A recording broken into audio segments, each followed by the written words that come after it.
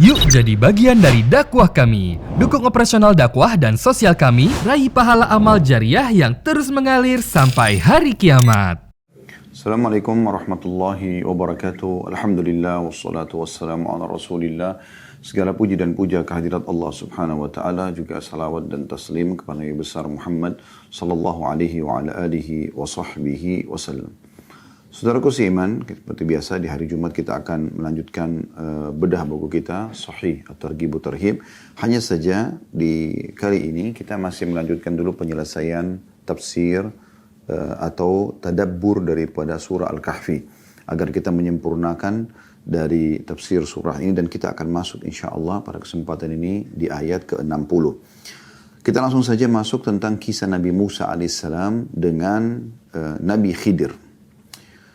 Sebelum kita membaca ayat 60 sampai selesai kisah Nabi Musa dan Nabi Khidir ini, perlu saya sampaikan terlebih dahulu bahwasanya ada sebuah riwayat yang sahih menjelaskan kalau pernah satu waktu Nabi Musa alaihissalam duduk bersama dengan beberapa pengikutnya dari Bani Israel, dan beliau berkata kepada mereka pada saat ditanya, siapa orang yang terpintar di muka bumi ini? Maka Nabi Musa alaihissalam mengatakan, aku, gitu kan. Pada saat itu tiba-tiba turun wahyu, ya. Jibril AS datang membawa wahyu mengatakan, Allah subhanahu wa ta'ala telah menyampaikan kepadamu, hai Musa, kalau di muka bumi ini masih ada orang yang lebih pintar daripada kamu. Ini tentu pembelajaran kepada Musa AS agar jangan sampai membuka pintu-pintu kesombongan, ya. Maka pada saat itu pun akhirnya diberitahukanlah kepada Musa AS tentang posisi hamba Allah yang lebih pintar daripada dia itu. Dan dia berusaha, tentu Nabi Musa AS ingin belajar dari orang tersebut yang dikenal dalam riwayat ini dengan atau namanya Khidir alaihissalam. Dia juga seorang nabi. Saya langsung bacakan ayatnya. Pada saat Nabi Musa alaihissalam sudah mulai ingin mencari tahu tentang posisi Nabi Khidir agar dia bisa belajar, Allah berfirman di ayat 60-nya, A'udzubillahi minasyaitonirrajim. Wa idh qala, ya, وَإِذْ قَالَ مُوسَى لِفَتَاهُ لَا أَبْرَحُ حَتَّى أَبْلُغَ مَجْمَعَ الْبَحْرَيْنِ أَوْ أَمْضِيَ حُقُبًا. Dan ingatlah, makna ingat dalam Al-Quran artinya pelajarilah, ya. Ketika Musa berkata kepada muridnya, ya, ada yang mendampingi, ya, aku tidak akan berhenti berjalan sebelum sampai ke pertemuan dua buah lautan. Jadi pada saat Jibril AS datang menyampaikan tentang posisi Khidir, maka disampaikan kalau dia tinggal di antara dua lautan. Atau aku akan berjalan sampai bertahun-tahun.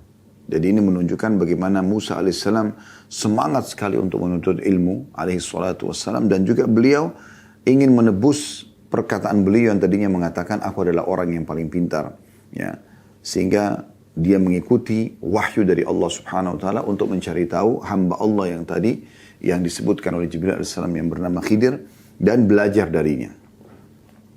Ayat 61-nya, falamma balagha majma'a bainihima nasiya hutahuma fattakhadha sabila fil bahri saraba. Maka tak kala mereka sampai ke pertemuan dua buah laut itu, mereka lalai akan ikannya, lalu ikan itu melompat mengambil jalannya ke laut. Nah, di sini perlu kita jelaskan, di dalam hadis dijelaskan kalau Jibril alaihissalam menyampaikan hamba Allah yang nanti lebih pintar daripada kamu hai Musa, lebih pintar daripada kamu hai Musa, tinggal di antara dua lautan, dan kamu tinggal telusuri antara dua lautan tersebut, ya.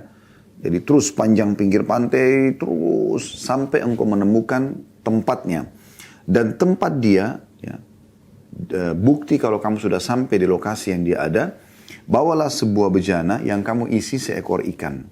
Dan ikan ini setiap kali kamu istirahat letakkan di pinggir lautan. Kalau ikan itu loncat ke laut dari bejana kamu, maka pastikan itu adalah tempat orang yang sedang kamu cari. Makanya di ayat 61 sini dijelaskan, maka tak kala mereka sampai ke pertemuan dua lautan, mereka lalai akan ikannya.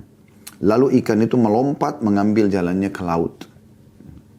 Ayat 62-nya, falamma jawaza qala li fatahu atina ghada'ana laqad lakina min safarina hadha nasaba. Jadi pada saat mereka istirahat di malam atau siang hari, Nabi Musa AS dengan muridnya istirahat siang, tiba-tiba ikan itu loncat ya ke lautan. Tiba-tiba ikan itu loncat ke lautan. Dan muridnya ini lupa menyampaikan kepada Nabi Musa AS, lalu mereka melanjutkan perjalanan pada saat sudah bangun. Setelah mereka jalan dan cukup jauh dari lokasi tadi ikan loncat itu ke lautan, maka Nabi Musa AS mengajak muridnya untuk istirahat sekali lagi. Nabi Musa AS berkata pada muridnya, bawalah kemari makanan kita. Hidangkan makanan ini, karena sungguhnya kita telah merasa letih dari perjalanan ini. Lapar, capek, makan gitu ya. Kemudian ayat 63-nya, qala araita id awayna ila as-sakhrati fa inni nasitu al-huta wa ma ansanihu illa asy-syaitanu an adhkurah wattakhadha sabila fil bahri ajaba. Maka pada saat lagi dihidangkan makan dan mereka lagi menikmati menyantap makanan tersebut, tiba-tiba murid Nabi Musa yang sedang bersamanya mengatakan, tahukah kamu tak kala kita mencari tempat berlindung di batu tadi yang kita sempat istirahat sebelumnya, ya, maka sungguhnya aku lupa menceritakan tentang ikan itu dan tidak adalah yang melupakan aku untuk menceritakannya kecuali syaitan. Ya. Dan ini poin penting. Kadang-kadang orang kalau ingin melakukan satu perbuatan baik dibuat lupa oleh syaitan. Contoh misal masalah sholat, di mana Uthman bin Abi Mad'un radhiyallahu anhu pernah berkata, ya Rasulullah, saya kalau sholat kadang-kadang menghayal, kadang-kadang saya khusyuk gitu. Kata Nabi SAW, itu golongan syaitan yang bernama khanzab atau khinzib, ya, yang mengingat bertengkar di kuping seseorang musalla lalu mengatakan ingatlah ini, ingatlah itu sampai dia lupa nanti berapa rakaat dia sholat. Kalau datang kepadamu bacalah isti'adzah a'udzubillahi minasyaitonirrajim, kemudian meludahlah sebelah kiri 3 kali dengan meniup ya. Sambil baca isti'adzah a'udzubillahi minasyaitonirrajim. Kata Uthman bin Abi Mad'un radhiyallahu anhu dalam riwayat ini, setelah aku amalkan maka tidak lagi ada syaitan datang mengganggu dalam sholatku. Jadi dia membuat orang lupa. Ya, orang lupa ya, melakukan amal saleh. Lupa zikir pagi petang, lupa membaca hizib Al-Qur'annya, lupa hadir majelis ilmu, lupa bersedekah, lupa menjenguk orang sakit, lupa bakti pada orang tuanya, lupa pada janjinya ya, dan seterusnya.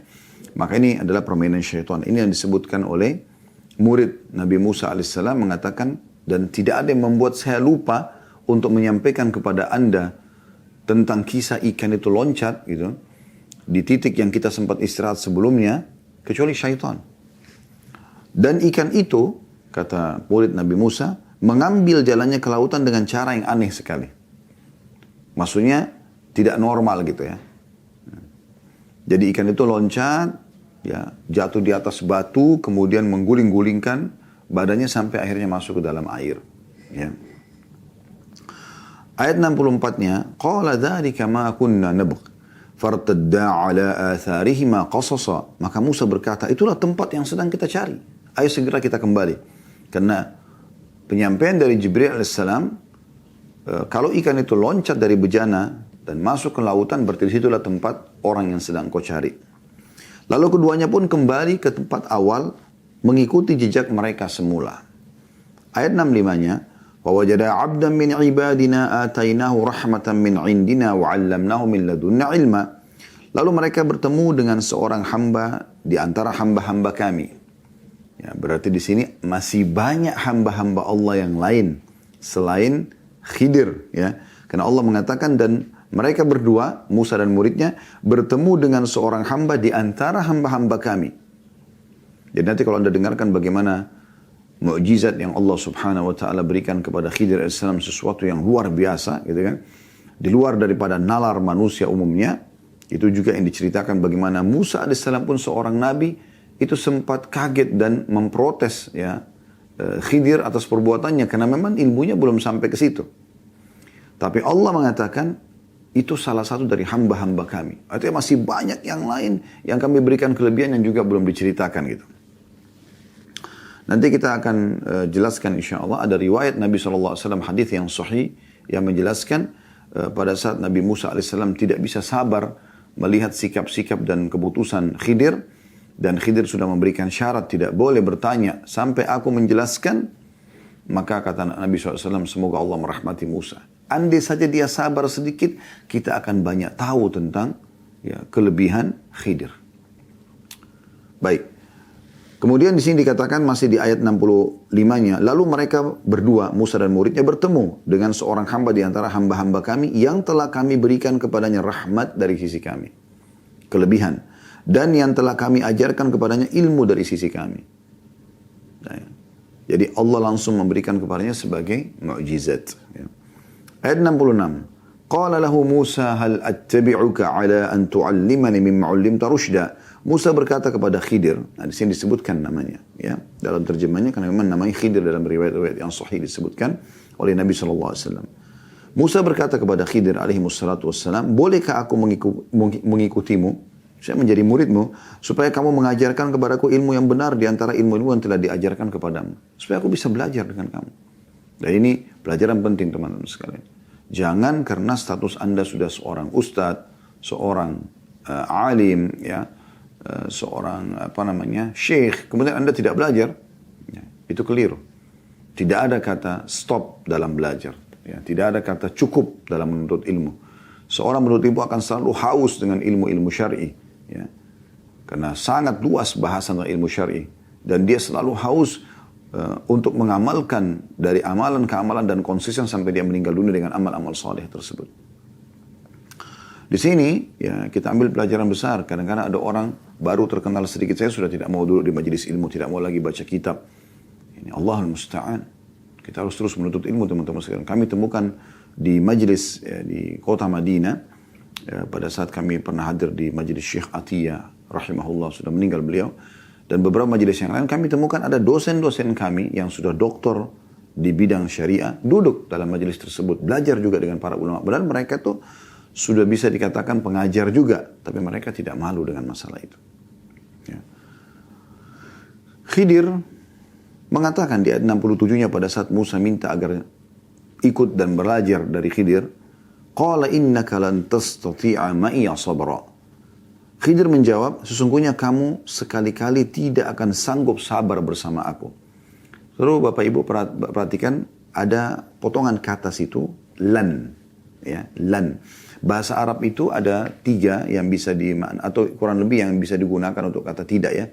Ada la, tidak, ada lam, tidak pernah, ada lan, tidak akan pernah.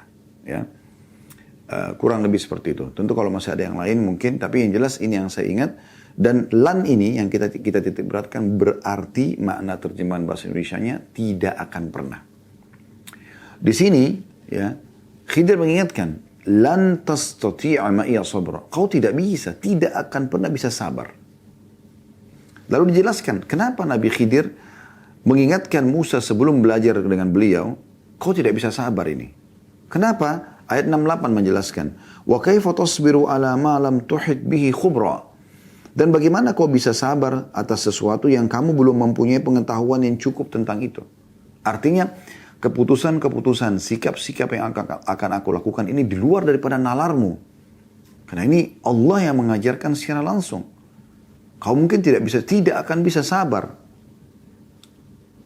Maka Nabi Musa alaihissalam secara normal, alami, dia mengatakan di ayat 69-nya, qala satajiduni insyaallahu sabiran wala asilaka amra. Musa berkata, insyaallah kamu akan mendapati aku sebagai orang yang sabar. Nabi Musa alaihissalam ini berpikir sabar-sabar biasanya seperti penuntut ilmu gitu kan. Sabar duduk, sabar dengarin, sabar kalau ditegur. Mungkin Nabi Musa alaihissalam berpikir batasan sabarnya di situ gitu. Nanti kita akan lihat bagaimana keajaiban yang terjadi gitu. Dan aku tidak akan menentangmu dalam sesuatu urusan. Nah di sini permasalahannya Nabi Musa alaihissalam sudah berjanji pada Khidir di awal mengatakan dan aku tidak akan menentangmu dalam suatu urusan apapun. Maka Nabi Khidir mengatakan baiklah kalau begitu di ayat 70 Allah gambarkan dalam lisan Khidir, qala fa in ittaba'tani fala tas'alni 'an syai'in hatta uhditsa laka minhu dzikra. Baik kalau gitu, jika kamu hai Musa mau mengikutiku, maka jangan kamu menanyakan kepadaku tentang sesuatu apapun yang aku lakukan, sampai aku sendiri yang menjelaskan atau menerangkan kepadamu. Itu syarat untuk ilmunya. Aku lakukan apa saja, ikut saja. Walaupun berat, walaupun tidak masuk akal kamu. Jangan tanyain sampai saya yang jelaskan. Karena tugas Nabi Khidir mengeksekusi apa yang Allah perintahkan. Nanti ada saatnya kalau Allah sudah izinkan baru dia jelaskan gitu. Dia cuma tugasnya menjalankan apa yang Allah perintahkan. Maka Musa pun setuju. Di ayat 71 mulailah diceritakan bagaimana perjalanan keduanya. Tentu murid Nabi Musa sudah tidak ikut tadi. Cuma Nabi Musa sama Nabi Khidir di sini. Di ayat 71 digambarkan fantalaqa hatta idza rakiba fis safinati kharakaha qala akharaktaha litugrika ahlaha laqad ji'ta syai'an imra. Maka berjalanlah mereka berdua, Nabi Musa sama Nabi Khidir alaihi wassalam. Maka tak kala keduanya menaiki perahu, ya, karena mereka mau menyeberang, pemilik perahu mengenal Nabi Khidir alaihi wassalam, mempersilahkan mereka naik tanpa ada biaya. Ya. Lalu Khidir melobanginya. Tiba-tiba Nabi Khidir alaihi wassalam membolongin kapal tersebut gitu, supaya ada cacatnya. Maka Musa tiba-tiba berkata, karena tidak masuk di akal Musa, kok ini Nabi Allah sudah dikasih tunggangan gratis, ya, tumpangan gratis di kapal ini, dibolongin. Kenapa dibolongin? Secara kasat mata ini ngerusak, gitu kan? Kok udah diberikan tumpangan malah merusak gitu. Musa tiba-tiba berkata, mengapa kamu melubangi perahu itu? Akibatnya kamu akan bisa menenggelamkan penumpangnya. Sesungguhnya kamu telah berbuat sesuatu kesalahan yang besar. Nah, di sini perhatikan ya, kesalahan Nabi Musa alaihissalam dalam ayat ini, beliau tidak bersabar. Syarat tadi Nabi Khidir alaihissalam, jangan tanya apapun sampai aku yang jelaskan. Di sini belum dijelaskan, dia sudah langsung bukan cuma sekedar menanya, tapi dia memprotes. Menanya dan langsung memprotes. Di sini perhatikan, Allah menggambarkan. Dia mengatakan, mengapa kamu melubangi perahu itu akibat kamu bisa menenggelamkan penumpangnya. Jadi beliau bertanya sekaligus protes. Ya. Protesnya lebih tegas lagi, dikatakan, sungguhnya kamu telah berbuat kesalahan besar. Sebagai murid Nabi Musa langsung bertanya, melanggar akad awal dan memprotes sekaligus. Maka Nabi Khidir di ayat 72 Allah gambarkan menjawab, qala alam aqul innaka lan tastati'a ma'iya sabra. Khidir berkata, bukankah sudah aku katakan sebelumnya, kalau sungguhnya kamu sekali-kali tidak akan sabar bersama aku. Sulit bagi kamu ini, karena bagi kamu nggak masuk akal, tapi ini titah Allah. Gitu. Ayat 73-nya, qala la tu'akhidni bima nasitu wa la turhiqni min amri usra. Musa lalu berkata, sadar dia dengan akadnya awal, janganlah kamu menghukum aku karena kelupaanku. Nabi Musa AS mengatakan itu, aku lupa tentang akad kita. Dan jangan kamu membebani aku dengan sesuatu kesulitan dalam urusanku. Maksudnya jangan sampai gara-gara ini lalu kau haramkan aku untuk ikut menuntut mengetahui ilmu yang telah Allah berikan kepadamu. Dimaafkan oleh Nabi Khidir. Ayat 74, mereka jalan lagi. Fantalaqa hatta idza laqiya gulaman faqatalahu qala aqatalta nafsan zakiyatan bighairi nafsin laqad ji'ta syai'an nukra. Maka berjalanlah keduanya hingga tak kala keduanya berjumpa dengan seorang anak. Jadi ada sekelompok anak lagi main-main. Ya, pada saat Nabi Khidir lewat, tiba-tiba Nabi Khidir tangkap anak tersebut. Maka Khidir membunuhnya. Anak kecil, belum balik. Belum ada dosanya dalam syariat Allah SWT kan. Musa tidak bisa sabar. Dia mengatakan, Musa berkata, mengapa kamu membunuh jiwa yang masih bersih? Artinya kalau orang dewasa sudah balik dibunuh, mungkin ada kejahatan dilakukan. Tapi anak kecil, apapun yang dia lakukan belum ditulis. Ya. Dari kesalahan-kesalahan, Musa tidak sabar mengatakan, mengapa kau membunuh jiwa yang bersih? Bukan karena dia membunuh orang lain. Sesungguhnya kamu telah melakukan sesuatu yang mungkar. Jadi Nabi Musa nggak sabar gitu ya. Ayat 75-nya, Khidir mengingatkan kembali, qala alam aqul laka innaka lan tastati'a ma'iya sabra. Khidir berkata, bukankah sudah aku katakan sebelumnya, kalau kau tidak akan pernah bisa sabar bersama aku, wahai Musa. Nabi Musa hanya berjanji. Ya, setelah 2 kali menegur ini, Nabi Musa mengatakan di ayat 76-nya, qala in sa'altuka an syai'in ba'daha fala tusahibni qad balagta min ladunni udra. Maka Musa berjanji mengatakan, jika aku bertanya kepadamu tentang sesuatu sesudah kali ini, nah ini terakhir kali, maka janganlah kamu memperbolehkan aku menyertaimu. Tidak boleh, sudah, laranglah aku untuk ikut. Sesungguhnya kamu sudah cukup memberikan udzur padaku, sudah 2 kali dimaafkan. Ya. Maka Nabi Khidir terima. Tapi sudah ada akad nih. Sekali lagi ngomong, jadi dia harus kalau ikut diam. Nggak bertanya, apalagi protes. Apapun yang mau dikerjakan Nabi Khidir ikut saja. Sampai Nabi Khidir yang jelaskan. Masukan pun tidak boleh. Tidak ada masukan. Nggak ada pertanyaan, nggak ada masukan, nggak ada protes, diam sebagai murid. Maka ayat 77, mereka berjalan lagi. Fantalaqa hatta idza ataya ahla qaratin istat'ama ahlaha fa'abau an yudayyifuhuma fawajada fiha jidaran yuridu an yanqadda fa'aqamah.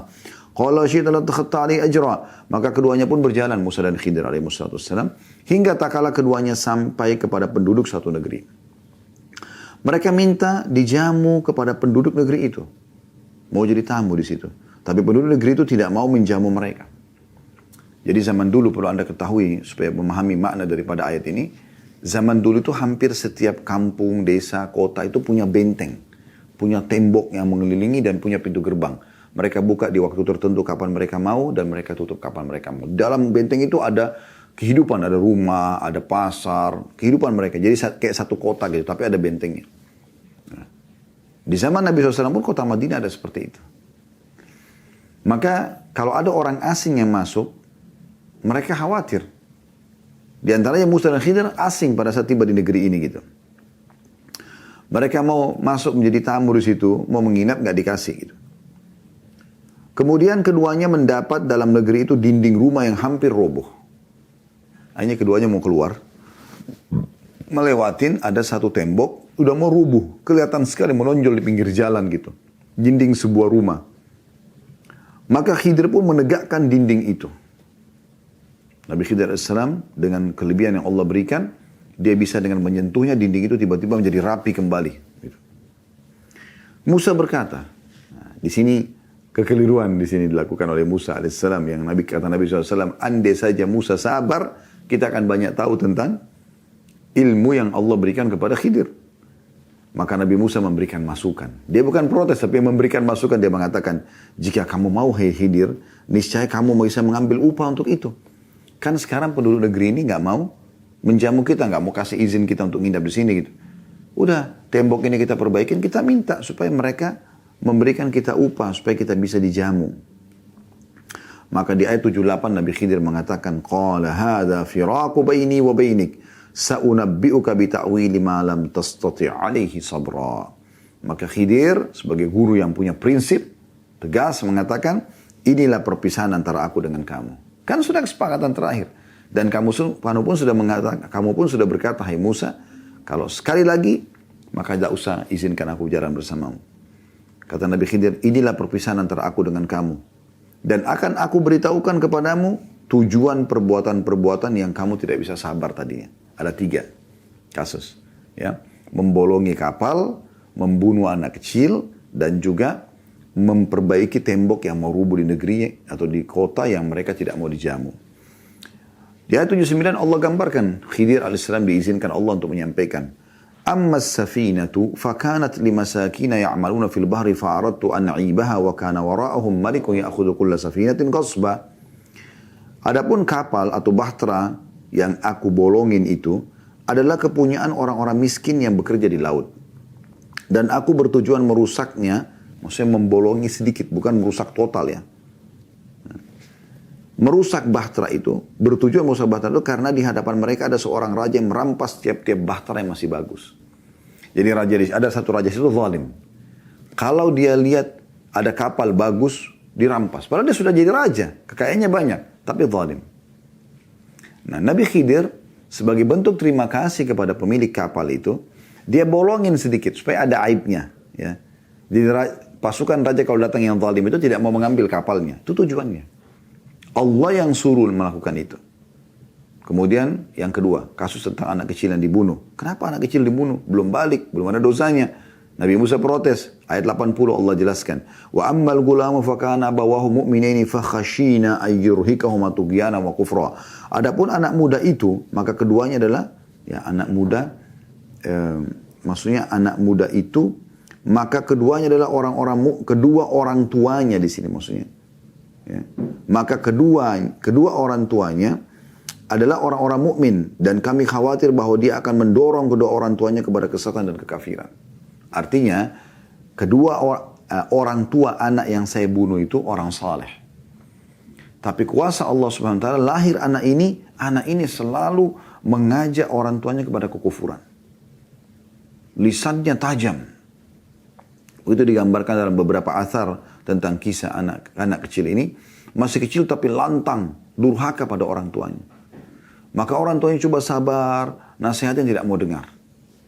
Maka mereka pun berdoa kepada Allah agar memberikan solusi dari masalah anaknya ini.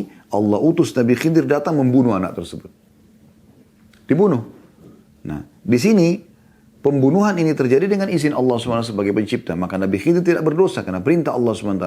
Dan kedua orang tua anak ini pun meninggal sebelum balik. Dia juga akan selamat di akhirat. Sementara kedua orang tuanya ya, akan diselamatkan dari kejahatan anak ini. Masih kecil aja sudah begini, apalagi kalau sudah besar. Lalu Allah buat dalam beberapa athar, setelah anak itu meninggal, ya, ibu anak ini hamil dan melahirkan anak yang saleh. Jadi ada sebab dibunuh anak itu karena memang anak itu mengajarkan atau mengajak orang tuanya pada kekufuran. Gitu. Kemudian tentang kasus, ya.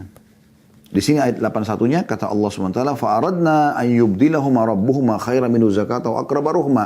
Dan kami berkehendak atau menghendaki, maksudnya Allah SWT ya, supaya Tuhan, maksudnya kami, kata Khidir, ya, utusan Allah ini, utusan Allah ini, berkehendak agar Tuhan mereka mengganti bagi mereka, maksudnya kedua orang tua anak kecil tadi, mengganti bagi mereka dengan anak lain yang lebih baik kesuciannya dari anak itu, dan lebih dalam kasih sayangnya kepada ibu bapaknya. Ya. Ini karena hasil permintaan orang tua daripada anak tadi, supaya mereka ya diberikan solusi dari anaknya yang durhaka ini. Kasus yang ketiga tentang masalah tembok yang mau rubuh di negeri yang mereka tidak mau dijamu.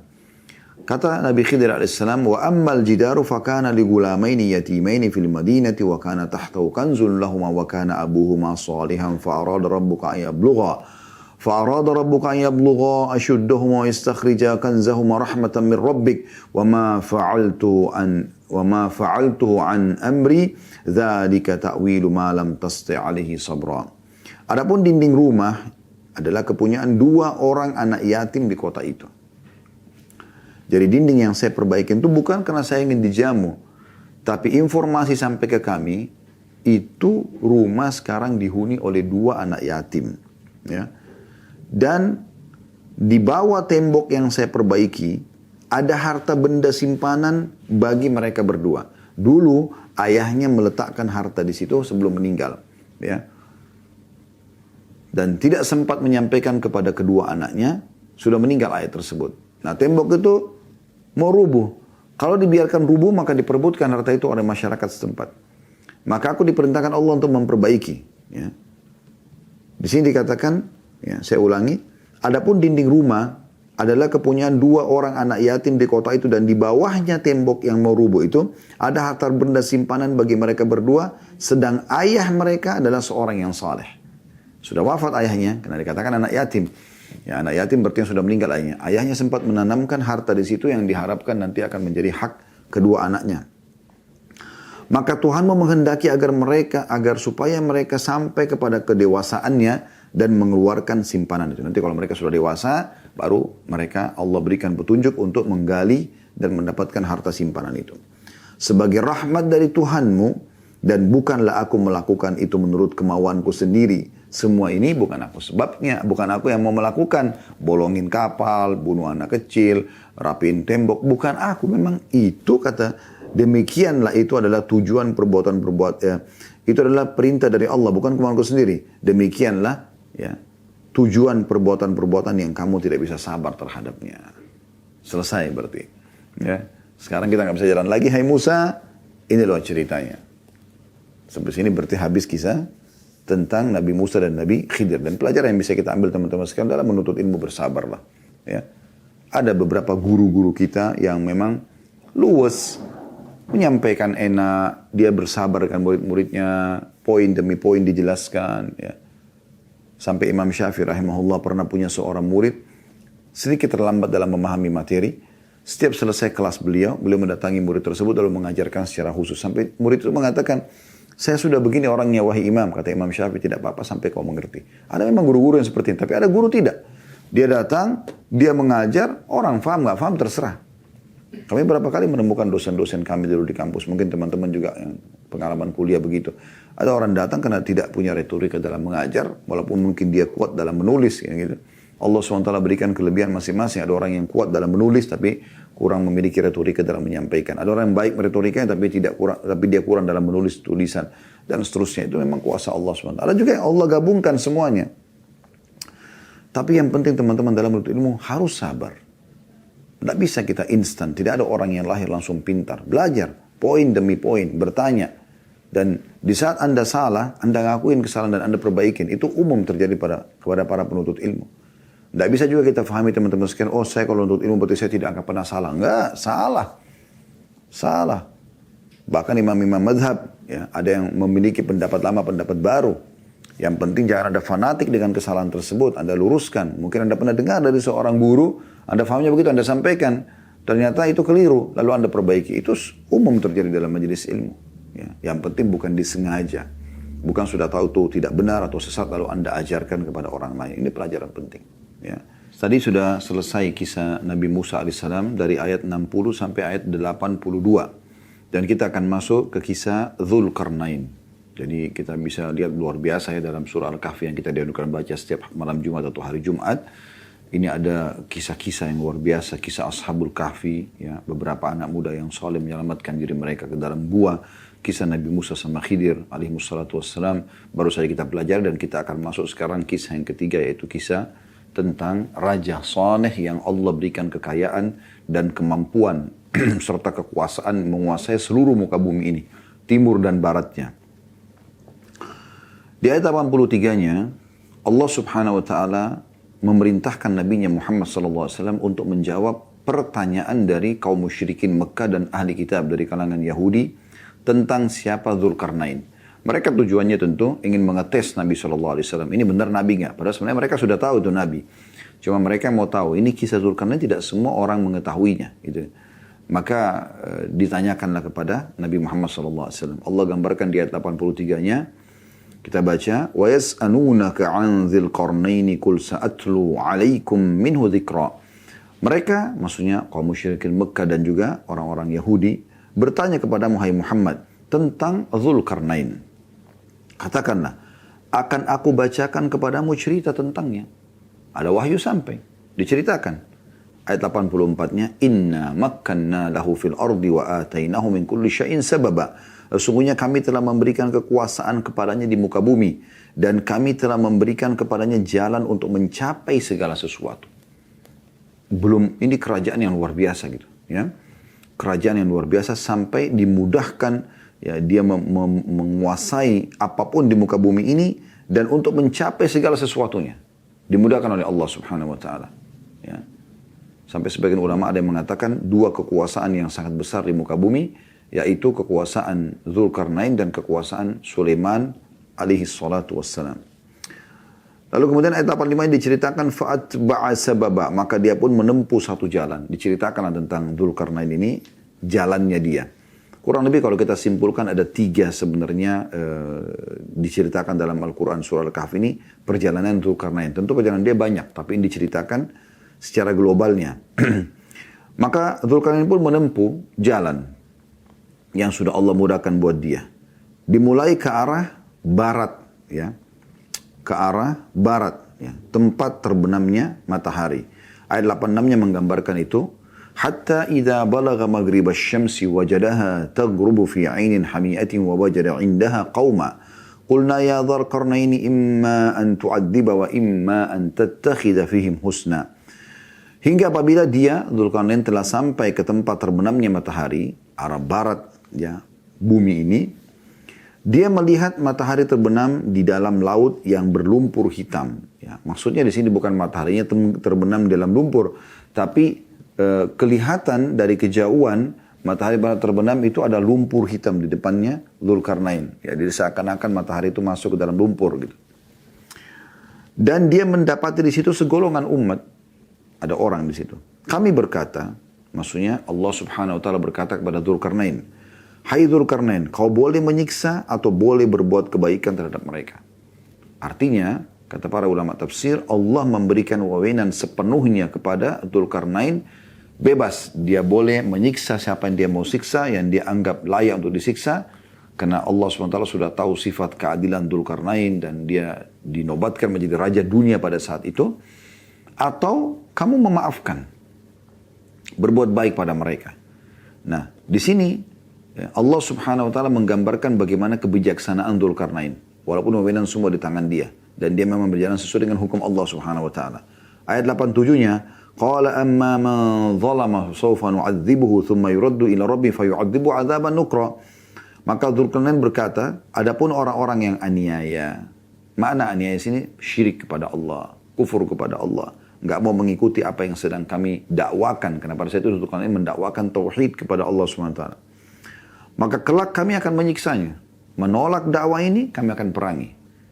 Kemudian pada saat dia meninggal, dia kembali kepada Tuhannya, juga Tuhannya akan menyiksanya dengan siksa yang tiada tarai.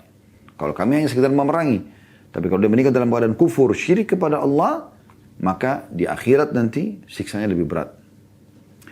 Lalu di ayat 88-nya kata Dzulkarnain, wa amma man amana wa amila salihan falahu jazaa'anil husna wa sanaqulu min amrina yusra.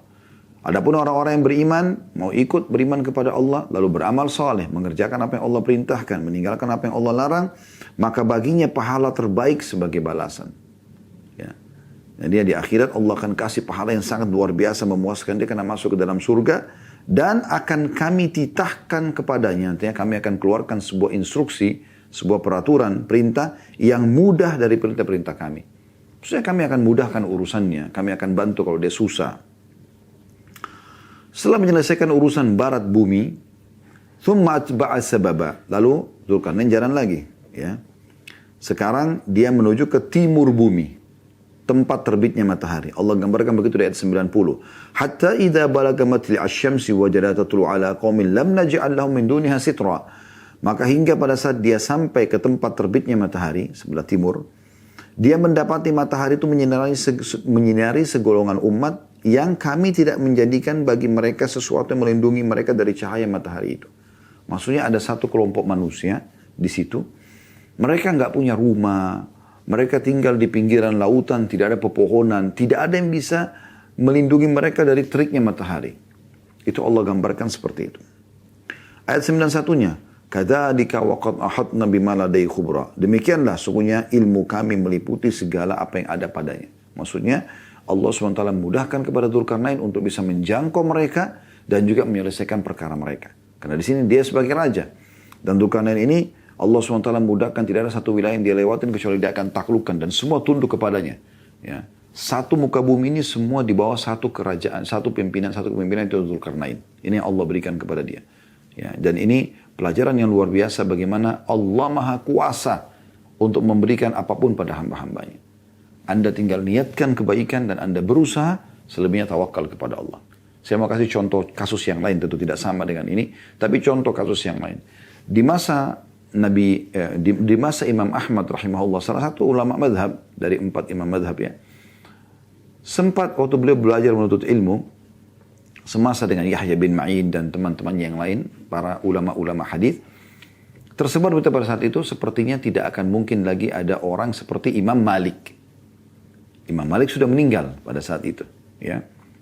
Imam Malik sudah meninggal dan dikenal Imam Malik, Imam Abu Hanifah terkenal. Dan pada saat itu di wilayah Irak yang menyampaikan ilmu Abu Hanifah, Abu Yusuf muridnya, rahimahumullah semuanya.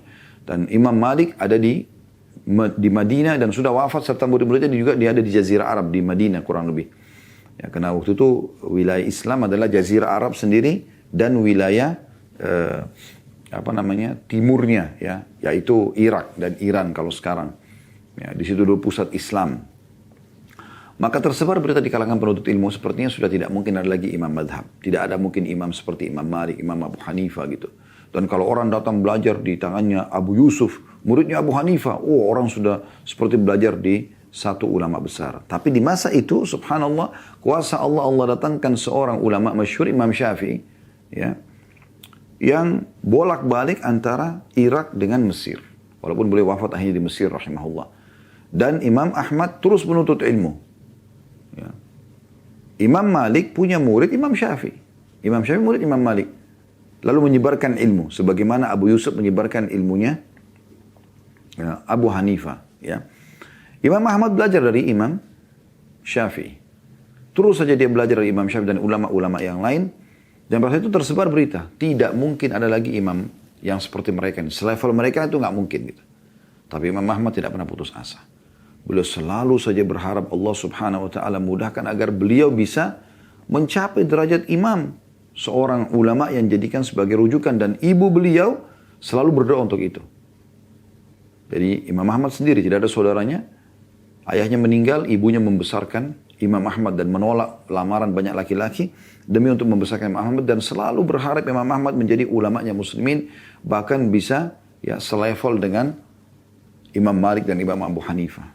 Dan subhanallah, dengan berusaha, dengan ikhtiar, dengan doa, akhirnya Imam Ahmad menjadi salah satu imam madhab. Sampai ya Imam Syafi'i pun gurunya mengatakan, hai Ahmad, kalau sampai kepadamu sebagian dari ilmu-ilmu hadis ya, yang belum sampai pada kami, sampaikanlah kepada kami.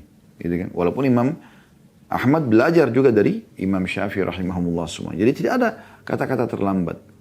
Jangan mengatakan, oh sudah tidak mungkin di zaman sekarang ada wali Allah. Bisa kalau Anda mau, Anda berdoa kepada Allah, Anda ikhtiar, Anda berusaha, nuntut ilmu, amalkan amal-amal saleh, bisa.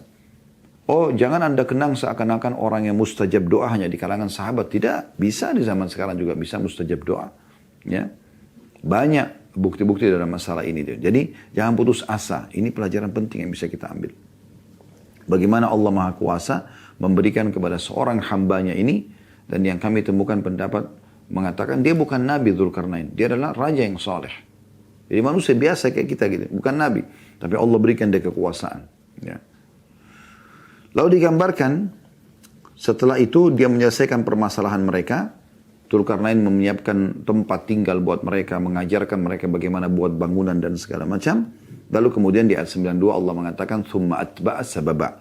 Lalu dia jalan lagi. Menempuh jalan lain. Ayat 93-nya, hatta idza balaga bainas saddaini wajana min dunihima qauman la yakaduna yafqahuna qawla. Ini perjalanan ketiganya Dzulkarnain digambarkan dalam surah Al-Kahfi ini. Hingga apabila dia sampai di antara dua buah gunung, dia mendapati di hadapan kedua bukit itu satu kaum yang hampir tidak mengerti pembicaraan mereka. Dalam beberapa athar dikatakan Dzulkarnain tidak faham bahasa mereka. Padahal Dzulkarnain ini Allah berikan semua urusan pada saat itu.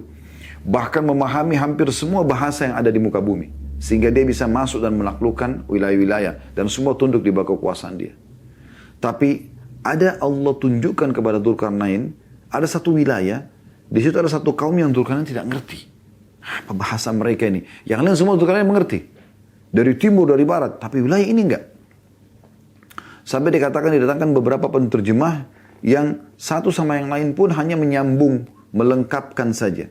Karena tidak mengertinya. Bahkan kadang-kadang dijelaskan dengan bahasa isyarat.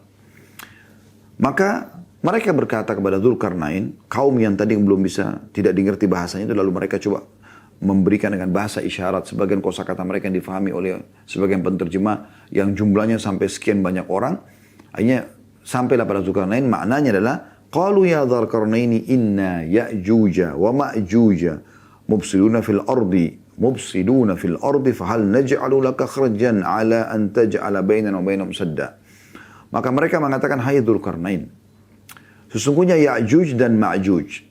Nah ini kisah yang ketiganya. Siapa Ya'juj dan Ma'juj ini? Dua suku dari keturunan anak Adam yang suka membuat kerusakan di muka bumi.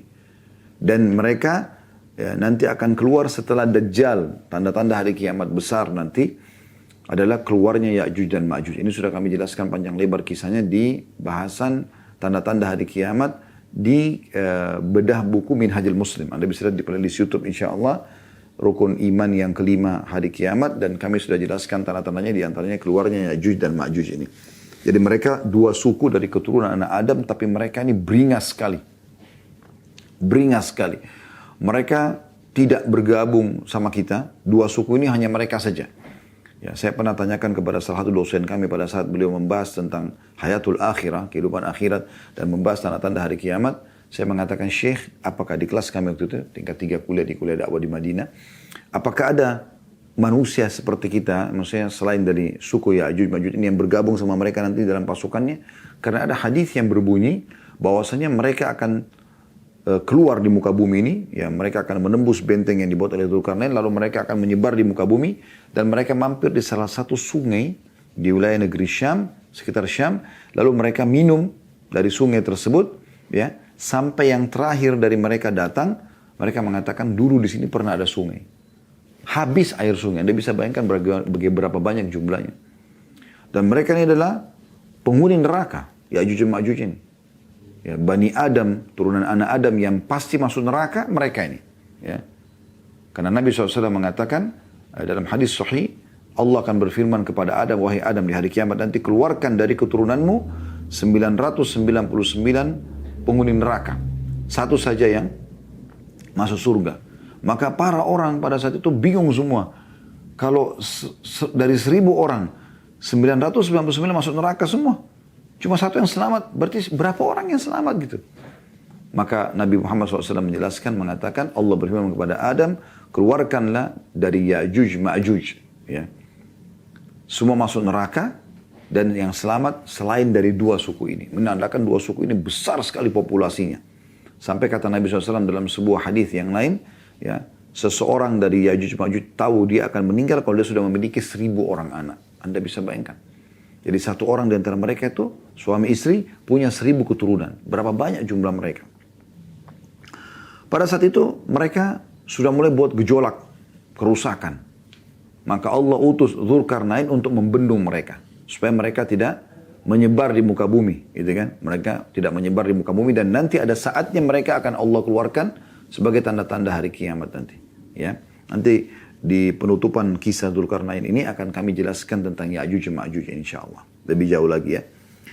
Maka mereka berkata, hai Dzulkarnain, sesungguhnya Ya'juj dan Ma'juj, dua suku ini,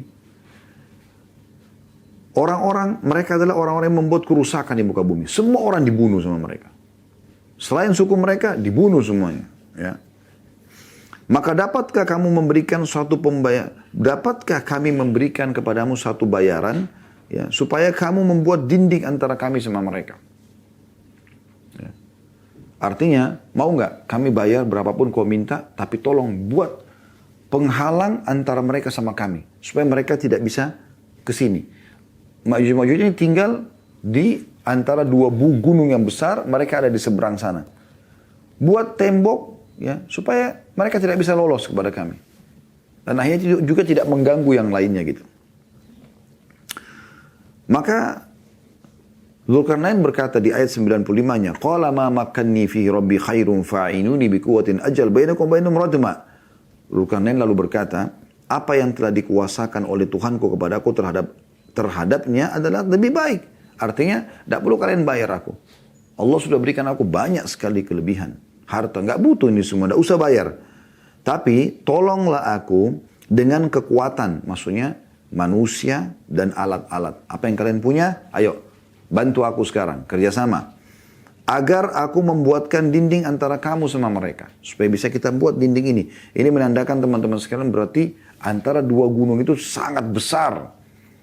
Dan memang jarak antara keduanya sangat jauh. Kalau dia cuma antara misalnya gunung sini dan gunung sini, cuma pendek, 100 meter, 1000 meter. Mungkin ini masih masuk akal. Dzulkarnain tidak butuh mengajak mereka. Karena Dzulkarnain ini raja yang menguasai dunia. Tapi ini menandakan jarak antara dua gunung ini sangat jauh. Dan butuh sebuah tembok yang sangat besar. Setinggi gunung itu yang membuat Ya'juj Ma'juj tidak bisa menembus atau keluar dari wilayah mereka ke wilayah manusia umumnya. Karena di wilayah mereka ini cuma dua suku itu saja. Ya. Tentu banyak hadis-hadis yang menjelaskan tentang ciri-ciri mereka ya. Dahi mereka lebar, mata mereka bulat tapi kecil bagian tengahnya ya. Tentu kita tidak katakan ini adalah orang-orang Cina, itu tidak bisa kita patok seperti itu. Tapi yang jelas seperti itu penyebutannya gitu. Dan mereka ini punya ciri-ciri yang luar biasa gitu. Ya, kata Nabi SAW, nanti kalau Allah sudah tembuskan benteng yang dibuat oleh Dzulkarnain itu, ya, tembok itu, maka mereka akan turun menyebar di muka bumi dan mereka akan memakan kalajengking, ular. Mereka akan membunuh semua yang mereka temuin selain mereka. Bahkan sampai pada tingkat waktu mereka tidak ada satu wilayah pun yang mereka lewatin nanti sebelum hari kiamat ya.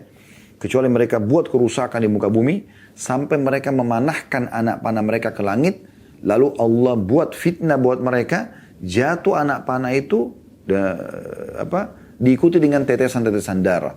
Maka mereka mengatakan, qatalna man fil ardi wa qatalna man fis sama.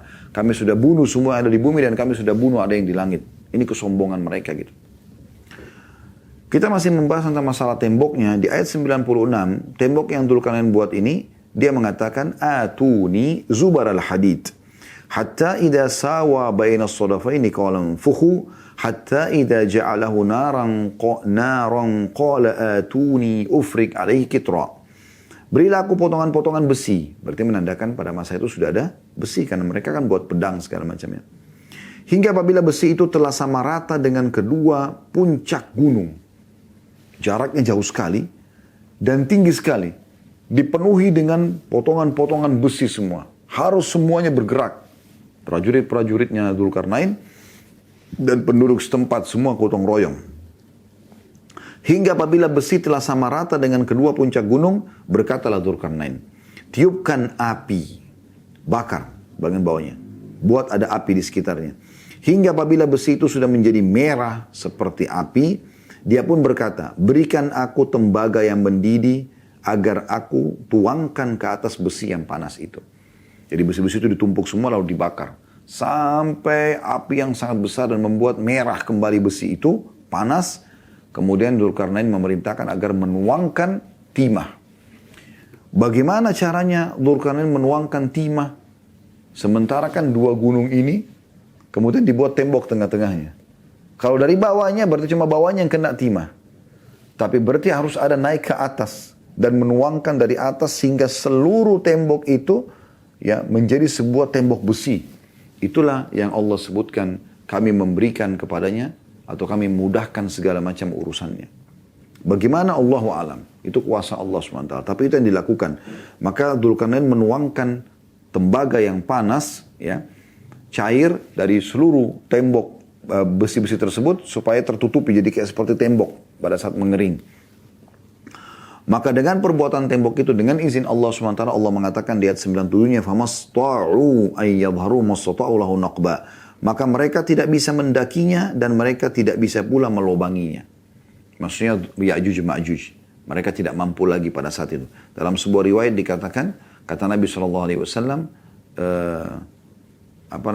sesungguhnya mereka berusaha menggali, melobangi tembok tersebut, ya.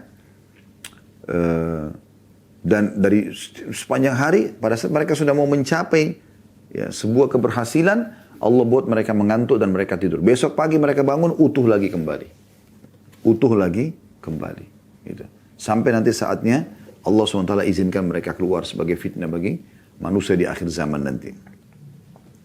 Setelah tembok itu jadi, dan terlihat kokoh sekali, menutup antara dua gunung besar tadi, maka Dzulkarnain sebagai raja yang saleh, dia tidak merupakan dirinya sebagai hamba Allah. Dia mengatakan di ayat 98-nya, qala hadza rahmatun min rabbi, fa idza jaa wa'du rabbi ja'alahu dakka'an wa kana wa'du rabbi haqqan. Dzulkarnain berkata, ini dinding adalah rahmat dari Tuhanku. Teman-teman yang Allah karunia ilmu, jabatan, kelebihan paras wajah, fisik, warna kulit, selalu bilang, ini rahmat Tuhanku. Ini pemberian Tuhanku, ini pelajaran. Bukan karena ini kepintaranku, ini karena perawatanku, ini karena olahragaku sehingga aku sehat. Bukan karena itu. Tapi rahmat dari Allah Subhanahu wa ta'ala. Ya. Maka apabila sudah datang janji Tuhanku, nah ini menandakan ada penyampaian yang sampai kepada Dzulkarnain, kalau nanti satu saat nanti akan rubuh apa yang kau bangun ini, ya. Maka dia Allah akan menjadikannya hancur dulu, dan janji Tuhanku itu adalah benar, pasti akan terjadi. Di ayat 99-nya, wa tarakna ba'dahum yawma idzin yamuju fi ba'd wa nufikha fi suri fajama'nahum jam'a. Kami biarkan mereka di hari itu bercampur aduk antara satu dengan yang lainnya. Kemudian ditiup lagi sangkakala, lalu kami kumpulkan mereka itu semuanya. Maksudnya akan kami biarkan Ya'juj Ma'juj datang dan memerangi manusia-manusia dari anak Adam yang lain di waktu itu. Ya, mereka buat kerusakan di muka bumi, gitu. Tentu ini terjadi di masa Nabi Isa alaihissalam, ya. Kalau kita bahas tentang tanda-tanda hari kiamat, Nabi Isa Dajjal dulu keluar, ya, tanda hari kiamat besar. Kemudian setelah itu Nabi Isa turun dan memerangi Dajjal. dan Nabi Isa akan menyebarkan keadilan pada saat itu. Ya, kalau tidak salah beberapa athar disebutkan sekitar 7 tahunan. Setelah itu Jibril datang dan menyampaikan kepada Isa alaihissalam, Allah berfirman, sesungguhnya akan aku keluarkan hamba-hambaku yang tidak akan pernah ada yang bisa menghadapi mereka. Maksudnya Ya'juj Ma'juj. Ya. Maka selamatkan dirimu dan pengikutmu ke Tur, gunung yang ada di Palestina. Ya. Atau perbatasan Palestina sama Mesir. Ya. Kemudian Nabi Isa pun alaihissalam dan pengikutnya orang-orang soleh pada saat itu naik ke sana dan Ya'juj Ma'juj membuat kerusakan di muka bumi.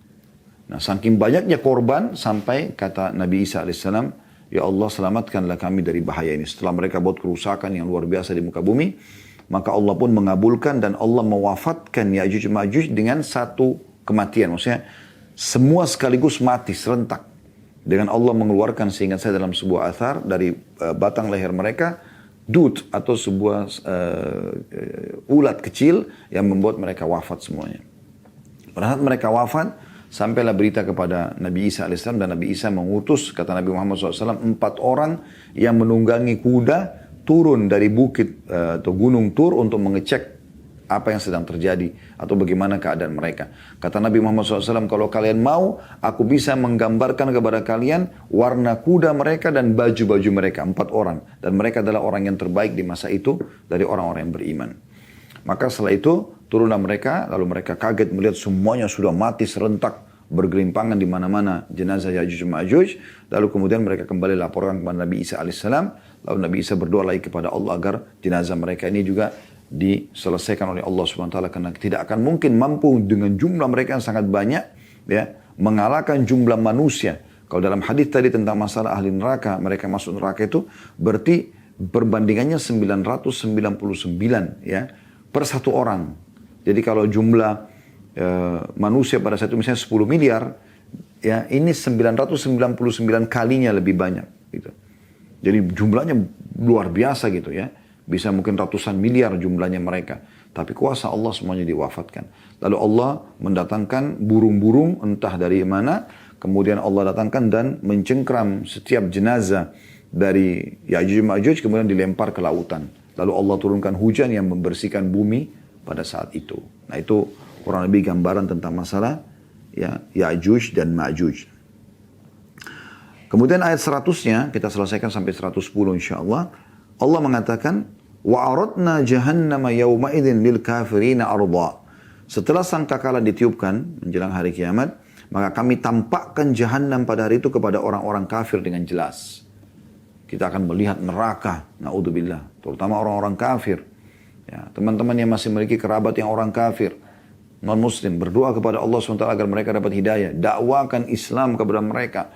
Tidak usah peduli mereka terima atau tidak, sampaikan saja dulu. Sampaikan, selebihnya hidayah di tangan Allah Subhanahu wa ta'ala. Sampai Nabi Muhammad SAW pun mengatakan, perumpamaan aku dengan kalian seperti orang yang membakar api unggun atau ada api unggun di depannya dan ada banyak ya serangga mendekat. Lalu kemudian aku berusaha menghalaunya tapi masih ada saja yang masuk ke dalam api tersebut. Jadi kita sampaikan. Kata Nabi SAW, "Ballighu anni walau ayat", sampaikan dari tentangku walaupun 1 ayat. Jadi kita harus menyampaikan itu. Karena kalau tidak akan tampak neraka Jahannam dan luar biasanya bagi orang kafir ini Allah mengatakan khalidina fiha, kekal selamanya di dalamnya. Lalu Allah mengatakan ayat 101-nya, alladzina kanat a'yunuhum fi ghita'in 'an dzikri wa kanu la yastati'una sam'a, yaitu orang-orang yang matanya dalam keadaan tertutup dari memperhatikan tanda-tanda kebesaranku, kata Allah. Mereka tidak mau tahu fenomena-fenomena alam, penyampaian-penyampaian tentang Allah, mereka tidak mau tahu. Dan mereka tidak sanggup mendengarnya. Lalu Allah mengatakan 102, saya tidak sanggup mendengarnya, ini mereka tidak mau mendengarnya. Dan Allah pun hanya menutup kuping-kuping mereka untuk mendengarkan petunjuk. Ayat 102-nya. Afahasibal ladina kafaru an yattakhidhu ibadi min duni awliya inna a'tadna jahannama lil kafirina nuzula. Maka apakah orang-orang kafir menyangka bahwa mereka dapat mengambil hamba-hambaku menjadi penolong selain aku? Sesungguhnya kami telah menyediakan neraka Jahannam tempat tinggal bagi orang-orang kafir itu. Dari hari kiamat, kalau mereka meninggal dalam keadaan kafir, tidak akan ada manfaat. Hamba-hamba Allah pun yang saleh tidak bisa menyelamatkan kalau mereka bukan dalam keadaan Islam. Ingat firman Allah Subhanahu wa taala dalam surah Bayyinah, A'udzu billahi minasyaitonir rajim. Innal ladzina kafaru min ahli kitabi wal musyrikin fi nari jahannam khalidina fiha. Sesungguhnya telah kafir orang-orang musyrik, ya, orang-orang Mekah pada saat itu penyembah-penyembah berhala, ya, dan orang-orang ahli kitab Yahudi dan Nasrani, dan mereka akan kekal dalam api neraka kalau mereka meninggal dalam keyakinan tersebut. Juga dikuatkan dengan sabda Nabi SAW, ya, yang kata Nabi SAW, tidak ada seorang pun dari Yahudi, Nasrani, Majusi ini penyembah api, ya, yang mendengarkan aku diutus menjadi nabi, ya, atau rasul, dan mereka tidak beriman pada risalah yang aku bawa, dan mereka meninggal dalam keyakinan tersebut kecuali mereka termasuk ahli neraka. Jadi sangat jelas sekali arahnya mereka akan ke sana, ya. Dan ini sekaligus membantah pemahaman orang mengatakan semua agama sama, semuanya masuk surga. Kalau begitu kita pilih agama yang paling mudah, nggak usah jadi muslim. Karena muslim banyak sekali, ya, perintah-perintah yang wajib, yang sunnah, juga ada hal-hal yang diharamkan. Cari aja agama yang lebih mudah. Tapi memang Allah mengatakan inna dina indallahil Islam. Agama terima Allah hanya Islam. Ini harus diperhatikan baik-baik. Ini pelajaran penting. Lalu Allah menjelaskan mereka kalaupun berbuat apa-apa rugi. Enggak ada manfaatnya selama mereka bukan jadi muslim. Di 103-nya, Kul hal nunabbi'ukum bil akhsarina amala. Katakan hai Muhammad, apakah akan kami beritahukan, maukah, ya, kami beritahukan kepadamu tentang orang-orang yang paling rugi perbuatannya, sia-sia waktunya perbuatannya. 104-nya Allah katakan alladzina dhalla sa'yuhum fil hayatid dunya wa hum yahsabuna annahum yuhsinuna sun'a, yaitu orang-orang yang telah sia-sia perbuatannya dalam kehidupan dunia ini sedangkan mereka menyangka bahwa mereka berbuat yang baik-baik. Padahal sebenarnya mereka tidak buat apa-apa, ya. Karena yang Allah terima hanya kebaikan-kebaikan. Ya, Nabi SAW menjelaskan dalam banyak hadisnya, ya, tidak akan masuk surga kecuali jiwa yang muslim, gitu kan. Ya, dan Allah SWT memberikan orang muslim rezeki di dunia dan memberikan rezeki juga di akhirat. Ya. Kalau orang kafir, Allah habiskan semua kebaikan dia di dunia dan di akhirat tidak akan dapat apa-apa. 105-nya Allah mengatakan ulaika alladziina kafaru bi ayati rabbihim wa liqa'ihi fahabitat a'maluhum falanuqimu lahum yaumal qiyamati wazna. Mereka adalah orang-orang yang telah kufur terhadap ayat-ayat kami atau ayat-ayat Tuhan mereka, Al-Quran, dan juga penyampaian Nabi SAW. Karena ini dalam Al-Quran ayatnya. Dan kufur terhadap perjumpaan dengan dia, D-nya besar kata ganti Allah, maka terhapuslah amalan-amalan mereka. Dan kami tidak mengadakan suatu penilaian bagi amalan yang mereka kerjakan di hari kiamat nanti. Mau mereka bakti sama orang tua kamu, apa saja mereka lakukan tidak akan ada dibawa ke akhirat. Jadi kalau Anda menemukan ada orang-orang kafir, Allah limpahkan rezeki pada mereka di dunia, itu sebagai balasan perbuatan yang dalam syariat Allah dianggap baik. Kayak dia bakti sama orang tuanya, dia sedekah, dia menjenguk orang sakit, dalam syariat Allah ini baik. Tapi karena dia bukan muslim, maka Allah balas di dunia saja. Di akhirat mereka tidak akan dapat apa-apa. Lalu 106-nya Allah pastikan lagi mereka masuk ke neraka Jahannam. Berulang kali Allah sebutkan ini.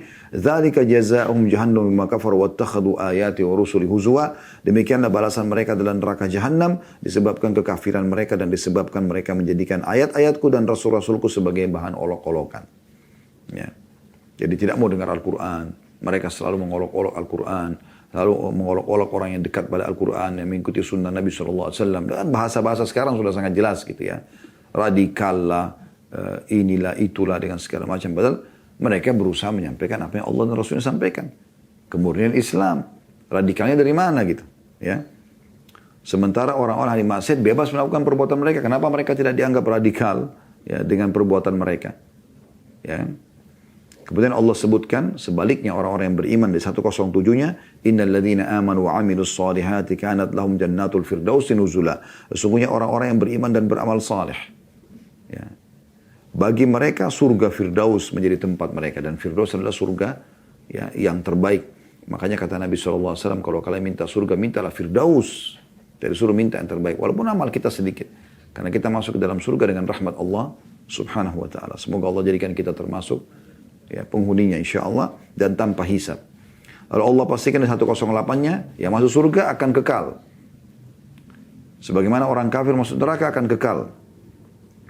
Khalidina fiha la yabghuna anha hiwala. Mereka ahli surga itu akan kekal di dalamnya dan mereka tidak ingin berpindah daripadanya. Karena nikmatnya surga, mereka nggak mau lagi pindah. Ada sebuah riwayat menjelaskan, kata Nabi SAW, ahli surga kalau duduk di salah satu sudut daripada istananya yang dia pandang di surga, dia tidak akan berpaling sampai 70 tahun. Itu saking luar biasanya indahnya pemandangan surga itu. Makanya kata Nabi SAW, ya, ala inna sil'atullahi ghal, ala inna sil'atullahi jannah. Ketahuilah barang dagangannya Allah, balasannya Allah itu mahal sekali.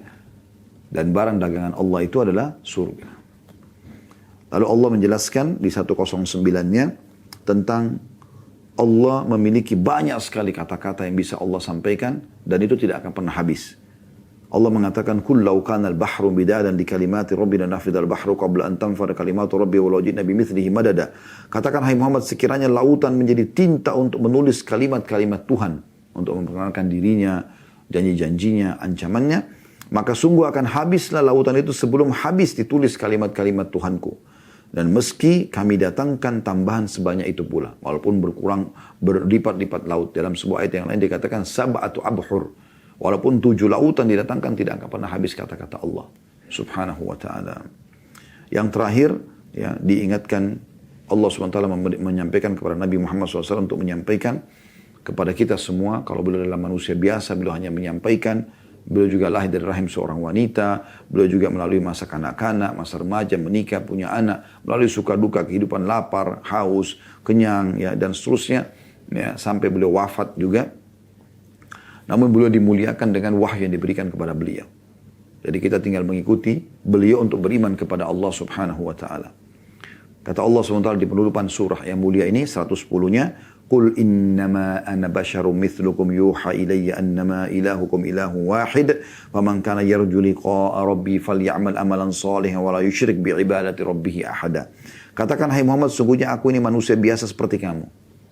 Ya, sama, makan, minum, menikah, hidup dan mati, ya. Yang diwahyukan kepadaku, apa yang disampaikan ini wahyu dari Allah, bukan aku karang-karang. Ya, sebagaimana Allah titik beratkan juga dalam firman yang lain dalam surah An-Najm, "Wa ma yantiqu 'anil hawa in huwa illa wahyu yuha." Muhammad itu tidak pernah bicara sallallahu alaihi wasallam, tidak pernah bicara dari hawa nafsunya sendiri, tapi dia menyampaikan wahyu yang telah disampaikan kepadanya.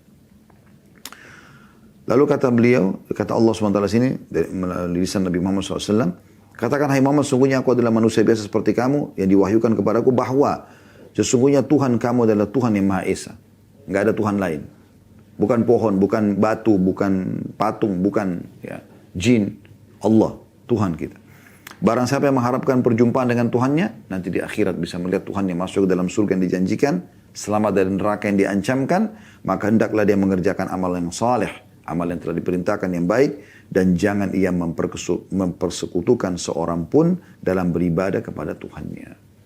Ya, jadi ini peringatan terakhir yang disampaikan oleh Allah SWT dalam surah Al-Kahfi, agar kita bisa mengambil pelajaran. Allahu a'lam. Dan dengan ini alhamdulillah kita sudah selesaikan, dan di Jumat akan datang kita akan lanjutkan ke bab baru, kembali ke kitab Sahih At-Targhibu At-Tarhib.